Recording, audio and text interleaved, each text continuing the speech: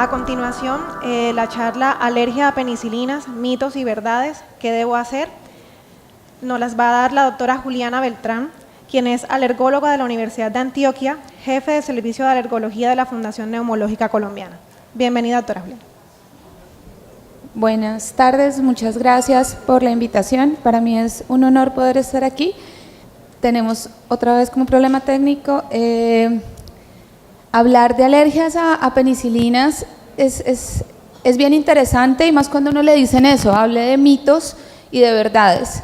Porque cuando uno se enfrenta a la literatura y se enfrenta a la vida real, se enfrenta a lo que nos pasa a nosotros cuando nos sentamos, no solamente en la consulta de alergias, sino en la vida real a ustedes, en la consulta de las urgencias o del día a día, en la consulta externa en pediatría, es que hay una gran cantidad de pacientes que se sientan y le dicen a uno, es que yo soy alérgico a la amoxicilina, es que yo soy alérgico a la penicilina. Y uno les pregunta, ¿y qué le pasó? Ah, no sé. No, mi mamá me dijo que yo alguna vez hice algo, o qué le pasó, me salió una roncha o me hicieron la prueba. Y cuando uno cada vez más tiene acceso a la literatura y la empieza a comparar con la práctica diaria, esta charla pareciera que tuviera más de mitos que de realidades. Así que de esta manera la quise enfocar. Voy a empezar pues porque tenemos dificultades, como ustedes lo pueden notar, pero siempre recordemos que los betalactámicos son un grupo muy grande de penicilinas. Les cuento que sigue siendo el antibiótico en el que hay mayor desarrollo en este momento en la industria farmacéutica. Cerca de los, más o menos el 60% en los últimos 10 años de los antibióticos que han sido lanzados al mercado siguen siendo betalactámicos, o sea, siguen siendo penicilinas. Y no podemos, nosotros decimos como, no, el benzetacil, cada vez más raro, la cristalina, pero no se nos puede olvidar que aquellos antibióticos de cefalosporinas de tercera generación que pareciera que solo se usaran en la UCI, siguen siendo betalactámicos y siguen teniendo un potencial riesgo que nosotros muchas veces ignoramos. Recordemos entonces la estructura, pues la idea era tener la gráfica, pero les voy a ir contando. Recordemos que tenemos el anillo betalactámico, que es la base, y que de ahí partimos, y según las cadenas laterales o lo que nosotros vayamos poniendo alrededor de este anillo, va cambiando la estructura y va cambiando no solamente la posibilidad o no de ser más o menos alergénico, sino también la posibilidad o no de tener reacciones cruzadas entre ellos. Y esto es bien importante cuando nosotros abordamos un paciente, porque yo sé que a ustedes les pasa muy frecuentemente en la consulta, que les dice, es que yo soy alérgico a la amoxicilina. Y uno dice, ok, ¿y qué le dio? Ah, no, cefalexina. Y uno dice, ¿de verdad? ¿Y con eso no se brota? No. Y dejó de pronto de usar el medicamento que era el más económico, el medicamento de primera elección, que le iba a generar menor resistencia, por brincarse a otro que es exactamente con la misma potencialidad. Y es que no se nos puede olvidar que el 60% de los antibióticos que se venden en el mundo en este momento, 2018, son betalactámicos. O sea, sigue siendo el antibiótico que más se usa. Pero que además, en el recuento que hicieron de 2002 a 2010, los betalactámicos siguen siendo los responsables reales de cerca del 47% de las anafilaxias. O sea, no es mentira. Muchos de los pacientes nos dicen, sí, me broto, no sé qué, pero sigue siendo una de las primeras causas. En este momento se está compitiendo con los biológicos, que ya de eso tal vez tendremos la oportunidad de hablar mañana, como fuente y causa de las reacciones severas o potencialmente fatales relacionadas con medicamentos asociados a mecanismos alérgicos. Pero ¿qué pasa con los realmente alérgicos? Y es que cuando uno hace un estudio, este es un estudio que se realizó en el 2017, en donde el CDC de Atlanta tomó los registros desde el año 2002 hasta el 2010 y empezaron a seguir pacientes que visitaban a sus médicos familiares por diferentes causas, y durante estos años tomaron 5 millones de pacientes. Y oh sorpresa, cuando de esos 5 millones de pacientes, el 10% dijo que en algún momento había sido alérgico a los betalactámicos. Ellos empezaron a hacer seguimiento y más o menos esto es en la población general, y este valor es cercano al 5% cuando es reportado en la edad pediátrica. Pero me les voy a mostrar más adelante, esto se cae realmente cuando nosotros llevamos a las pruebas y verificamos qué tanto de todos estos pacientes realmente lo son. Pero ¿qué tanto afecta en la vida real? Porque nosotros lo vemos y uno parece que lo pasara por encima. Uno dice, ah, es alérgico, listo, perfecto, le mando otra cosa. Y este es un estudio bien interesante que está desde el año 2014, en donde ellos logran demostrar que los pacientes que tienen aparentemente alergia a betalactámicos tienen una frecuencia aumentada en cerca del 25 al 30% de gérmenes resistentes, este estudio en la vía aérea solamente. O sea, nuestros pacientes que supuestamente son alérgicos a las penicilinas, les estamos nosotros, ya les voy a mostrar en qué probabilidad, estamos generando la posibilidad de aumentarle la resistencia. Pero resulta que el tema no solamente se queda ahí, sino que pasa con los procedimientos de urgencia y de emergencia en estos pacientes. A todos nos ha pasado, a todos los que hemos trabajado en urgencias nos ha pasado, que llega el paciente, tiene una apendicitis. ¿Cuál es el antibiótico? El que esté de protocolo, cefazolina en el momento de la cirugía, y espera que la mamá dijo que el niño se brotó con amoxicilina, y todo el mundo, pare. Y resulta que cuando eso pasa, obligatoriamente por protocolos, por ejemplo, en un hospital como en el que nosotros estamos, ni siquiera se pregunta, sino que inmediatamente se escala a uno más. Y esto genera no solamente costos, sino complicaciones infecciosas y no infecciosas. Y es que resulta que en un paciente que diga que es alérgico a la amoxicilina, esto en niños menores de 12 años, en estudios que hicieron de neumonías no complicadas, o sea, neumonías que se pueden manejar en casa, en Inglaterra vale 849 libras más atender a un paciente que dice que es alérgico a los betalactámicos que aquel que no. Y eso nosotros lo vemos en la práctica diaria. Comparen el valor de una amoxicilina con el valor de una claritro, de una eritro o cualquiera de las demás. Y esto en un manejo no complicado. Ahora imagínense en un paciente que realmente vaya a tener una hospitalización mayor o que necesite otro tipo de procedimientos. Esto se incrementa de manera muy importante. Y resulta que el aumento de las complicaciones infecciosas y no infecciosas, más o menos un paciente que tenga la etiqueta de alergias a betalactámicos, inmediatamente en protocolos de seguridad en los hospitales, por ejemplo, que tienen la certificación de Joint Commission, se consideran pacientes de alto riesgo, porque esos pacientes no solamente tienen más riesgo de tener una complicación asociada al hecho de que sean alérgicos, como puede ser colitis pseudomembranosa, por ejemplo, por uso de otros antibióticos tipo clindamicina, sino, por ejemplo, de otros tipos de complicaciones. Y esto no se ha podido demostrar qué es lo que pasa, pero al parecer cuando un paciente lo etiquetan como alérgico y lo etiquetan como alérgico a medicamento, tiende a tener más riesgos de complicaciones como caídas, coinfecciones y demás eventos adversos por el simple hecho de ser alérgico. Y esto se demostró en este estudio. Es importante cuando nosotros vamos a abordar al paciente y cuando nosotros queremos saber esto de mitos y realidades, que no se nos olvide la temporalidad, y sobre todo si ustedes realmente quieren saber qué tan riesgoso y qué tan seguro o no es darle un antibiótico a un paciente. Las reacciones inmediatas son todas aquellas que son IgE mediadas, y esto no lo podemos olvidar. Si a ustedes un paciente le dice, es que yo llevaba 4 días tomándome el antibiótico y al cuarto día fue que empecé a tener episodios, por ejemplo, de angioedema, o al cuarto día hice un episodio de broncoespasmo, pero al quinto ya no. Es muy poco probable que esto esté asociado al uso del betalactámico, porque esto es IgE mediado, o sea, esto es inmediato. O que el paciente le digan, listo, yo me puse el antibiótico o me tomé el antibiótico, pero me dio tos, que eso pasa a las 6 horas. ¿Qué tanta temporalidad tendría? Eso vale la pena asociarlos. Las reacciones IgE mediadas después de los procesos de sensibilización suelen ser muy rápidas, y por eso es que son fatales, porque son de rapidísima instauración. Cuando usted se va a dar cuenta, el paciente ya está en choque. Entonces, por eso es que le ponen el medicamento y el paciente que realmente es alérgico empieza a decir, me empezó a picar desde que me lo pasaron, me empezó a rascar, empecé a tener tos. Y si uno no hace algo en ese momento, ese es el paciente que se le va a morir. Porque es que son muy rápidos, y son muy rápidos, de hecho, cuando nosotros les vamos a mostrar, los provocamos.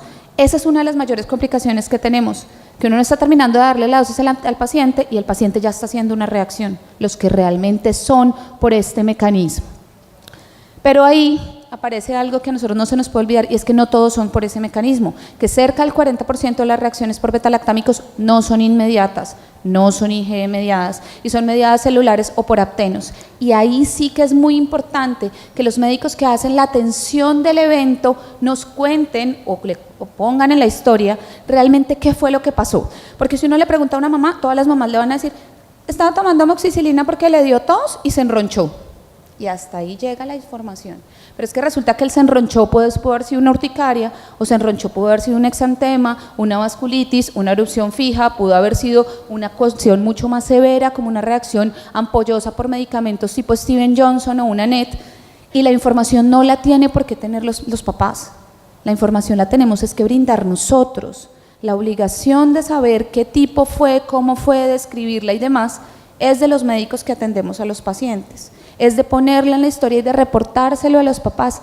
Y esto recordemos que se puede presentar incluso 72 horas después, hasta de haber terminado los medicamentos, o en casos de reacciones más severas, como por ejemplo la PEGA, que es la pustulosis exantemática generalizada, se han reportado por betalactámicos hasta 14 días después.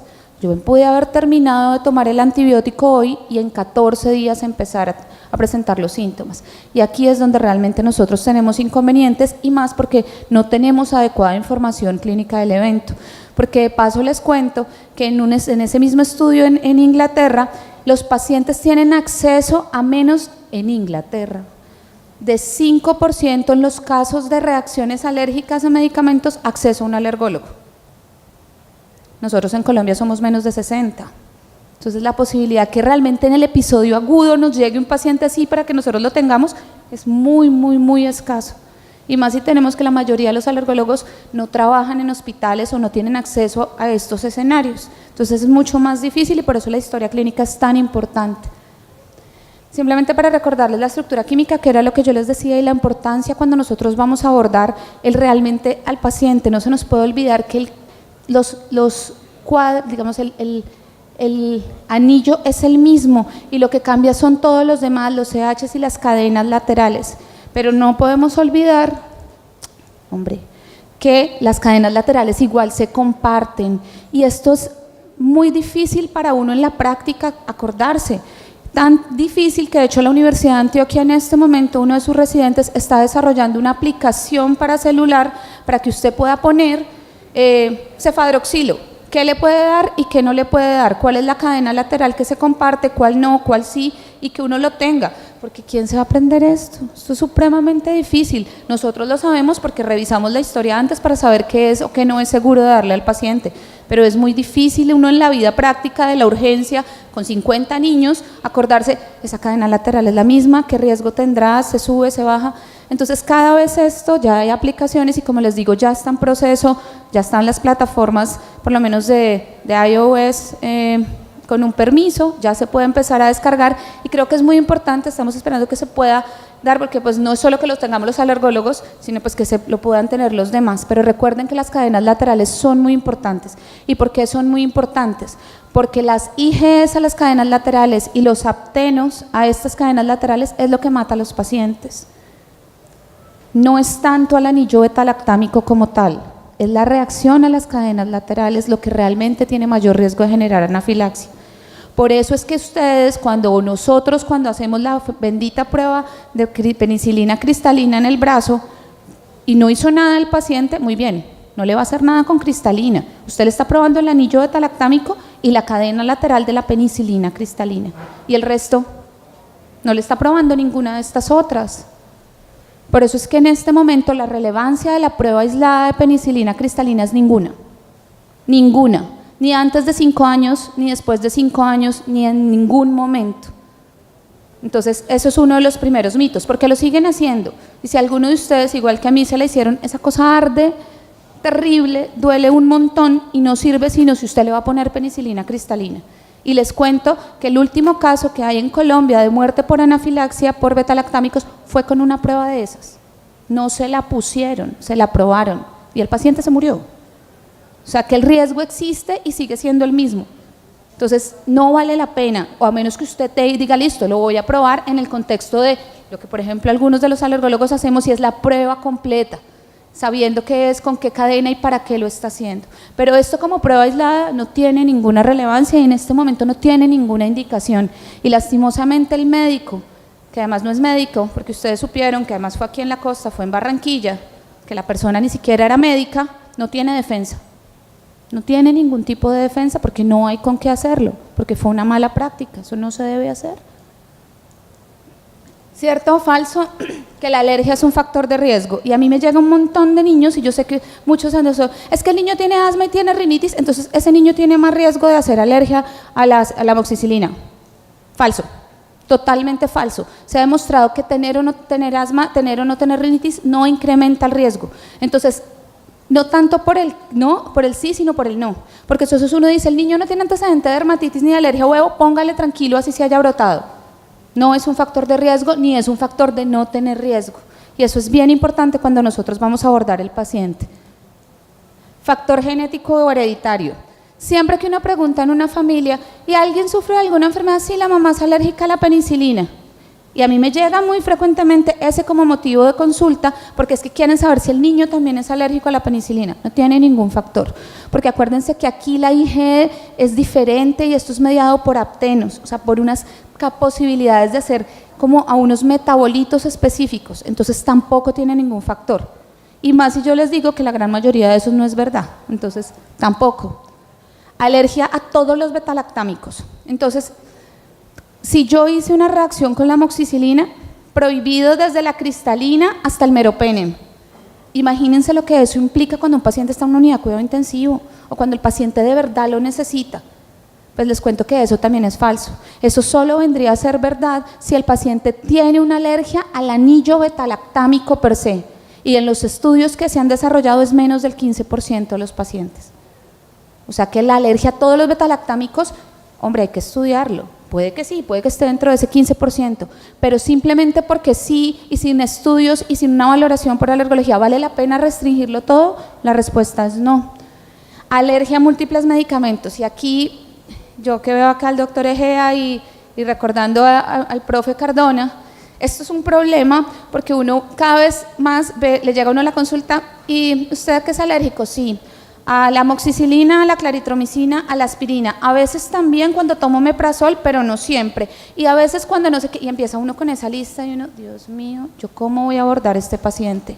¿Y qué voy a hacer en la vida real? Y les cuento que en este momento se está cerrando el estudio muy grande de la Sociedad Latinoamericana de Alergología respecto a la alergia a múltiples medicamentos con pacientes que dicen eso, son llevados a pruebas de provocación y el resultado parcial es que realmente a más de 2 grupos de medicamentos dieron menos de 5% de los pacientes. Y de ese 5% la gran mayoría son mujeres, jóvenes, con antecedentes relevantes de enfermedades autoinmunes o enfermedades infecciosas a repetición que han estado expuestas a múltiples medicamentos. Entonces, otro motivo para mandarlos, hay que estudiarlos. No es tan cierto que la gente es alérgica a todo. Eso cada vez es más difícil. La relevancia de las pruebas antes de los 5 años. Si el niño nunca ha tomado un betalactámico, si el niño nunca ha estado expuesto, probablemente no tiene ninguna relevancia. Y así lo haya estado, si tuvo alguna reacción, hay que hacerle todo el estudio. Pero cada vez yo veo consultas, como les digo, niños de 2 y 3 años que le hicieron la prueba de penicilina o que fue que le dieron o que le hicieron y que hizo un rash. Entonces, eso hay que abordarlo muy bien, porque puede que sea, pero la gran mayoría de los pacientes no va a ser así. Y por supuesto nuestra querida prueba con penicilina cristalina, que ya les conté qué es lo que pasa y cuándo hay que hacerlo. Pues si usted lo va a hacer, póngale la penicilina, y si usted tiene susto, ponga un carro de paro al lado.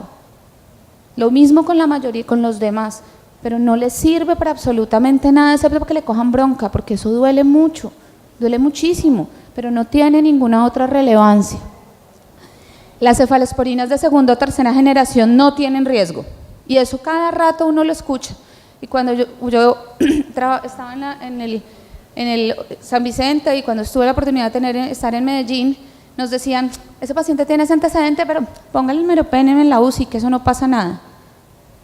Sí, pero existe un riesgo, y existe un riesgo que cada vez va aumentando. Cuando el meropenem y las cefalosporinas de tercera generación salieron, dijeron que eran inferior al 0.1%.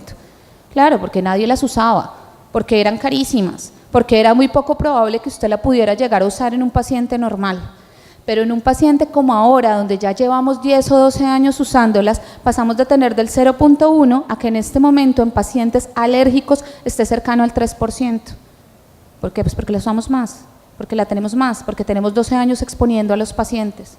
Entonces, ojo, puede que no sean tan seguros, Puede que si ese paciente es un paciente, por ejemplo, con fibrosis quística, como los que nosotros vemos en la fundación, que van a necesitar antibióticos, que pueden tener una exacerbación que amerite terminar en una unidad de cuidado intensivo recibiéndolo, pues hay que estudiarlos, porque ese concepto que teníamos que era seguro ponérselos, pues puede que estemos cometiendo un error. Y por supuesto que es algo que a mí me parece bien interesante, es que cada vez más se habla de la importancia o la asociación de los brotes o los famosos rash, de los cuadros virales con la asociación con la amoxicilina, y que esto sea lo que causa la sinergia de los dos eventos, la aparición de las lesiones cutáneas. Y parece que tienen razón. Estos últimos estudios, sobre todo que es un estudio muy, muy grandote, donde tomaron desde las pruebas in vitro, in vivo, biopsias, y empezaron a seguir 114 niños que habían llegado con antecedente o con cuadros asociados de rash por exposición a amoxicilina, y los empezaron a seguir desde el mismo momento del diagnóstico de la alergia. Y les cuento que en estos pacientes la asociación con rinovirus, virus de Epstein-Barr, y cuadros respiratorios superiores, incluso por hemófilos influenza y sincitial, fue altísima, mayor del 90%, y altamente asociada a que esta sinergia fuera la causante del rash, tanto en pruebas in vitro como después, cuando ya se quitó todo el influjo infeccioso, los llevaban a pruebas de provocación, se les daban la amoxicilina y no pasaba nada. Entonces la asociación sí existe y uno lo ve. Uno le da el antibiótico al niño por otra causa y no le pasa nada. Uno se la da cuando está con gripa y mocos y se brota. Y al parecer sí existe, y realmente existe una sinergia inmunológica para que esto ocurra, y cada vez está más demostrado. Cuando nosotros entonces el abordaje diagnóstico, la estrella sigue siendo la historia clínica. Y la historia clínica, vuelvo y les digo, la mamá siempre va a decir lo mismo. Se brotó, se enronchó con la amoxicilina, o la mocicilina, o la vocicilina, porque pues, obviamente ellas son mamás, ellas no tienen por qué saber eso. Los que tenemos que saberlo somos nosotros. Entonces cada vez contar bien qué fue lo que pasó. Tuvo un rash, fue mácula papular, fue un abón, hizo angedema, no hizo angedema, tuvo síntomas asociados, tuvo disnea, tuvo diarrea, tuvo vómito asociado, lo que ustedes consideren. A las 24, a las 48, a las 72 resolvió con histamina, requirió o no hospitalización, porque para nosotros como alergólogos eso es determinante. Si a mí me dicen que fue un niño que se brotó a los 3 días y la mamá le dio loratadina y se le quitó, yo lo provoco en mi consultorio.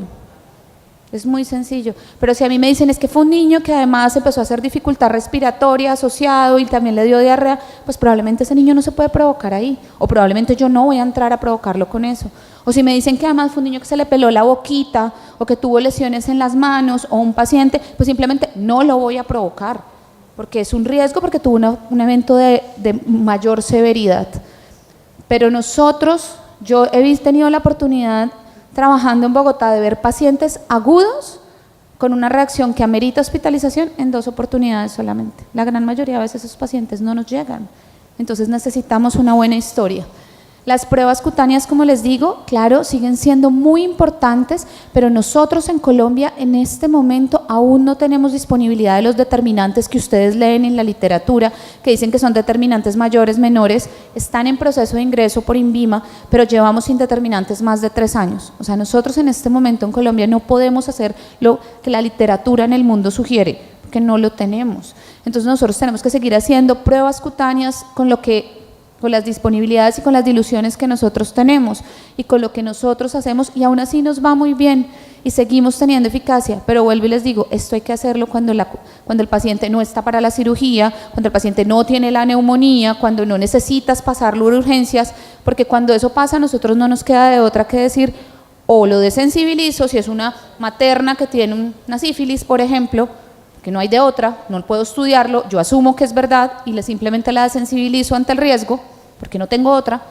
o simplemente me escalo y no le uso los betalactámicos con todas las consecuencias que ya vimos, porque en el episodio agudo, ¿quién se va a poner a hacer las pruebas, a chuzar el niño, a volverlo a citar? Eso es imposible.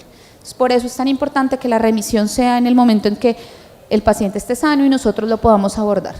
La estrella también sigue siendo las pruebas de provocación en aquellos pacientes de bajo riesgo, y como les decía, Esto se hace en medios controlados, se hace donde hay unos servicios donde nosotros podemos hacer la atención, donde a pesar de todo nos sigue pasando, a mí me sigue pasando que el paciente tiene todo negativo, es una historia medio rara, uno le da la amoxicilina y le hace una anafilaxia y termina en urgencias. Entonces es mejor que este paciente sea remitido de manera adecuada y que nosotros tengamos el acceso a hacerle las pruebas de provocación, a que uno, por bondad, lo siga haciendo en urgencias, corriendo todo el riesgo que esto implica y significa.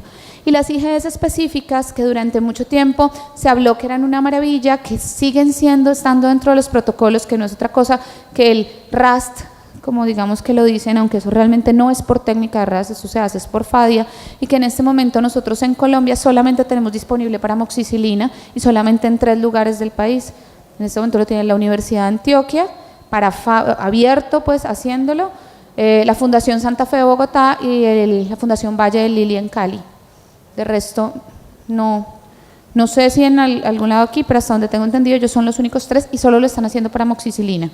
No tenemos disponibilidad de más reactivos aquí en Colombia. Las conclusiones, nuevamente la historia clínica es súper importante, no solamente la nuestra, sino la que nos remiten y la que realmente se hace del episodio. Siempre la relevancia de las estructuras en las reacciones cruzadas. Acuérdense que las cadenas laterales existen y que las cadenas laterales matan a los pacientes. Entonces, y que si uno le va a poner algo porque una cadena lateral similar y la sospecha es mucha, no se lo pongan. Es un altísimo riesgo para ese paciente, pero eso implica que uno tiene que conocerlas. Como les digo, ya hay diferentes mecanismos, pero si no, un Google. Mire y busque y póngalo cuando hay un paciente de alto riesgo. Y pues que nosotros en este momento tenemos, esto suena raro, adaptación a condiciones locales, como dicen los americanos, que no es otra cosa que estamos tratando de hacer lo mejor que podemos con lo que tenemos, pero que lo que tenemos esperamos que sea lo ideal en cuestión de unos meses, cuando podamos volver a tener determinantes mayores y menores para poder brindarle nuevamente lo mejor a los pacientes. Muchas gracias.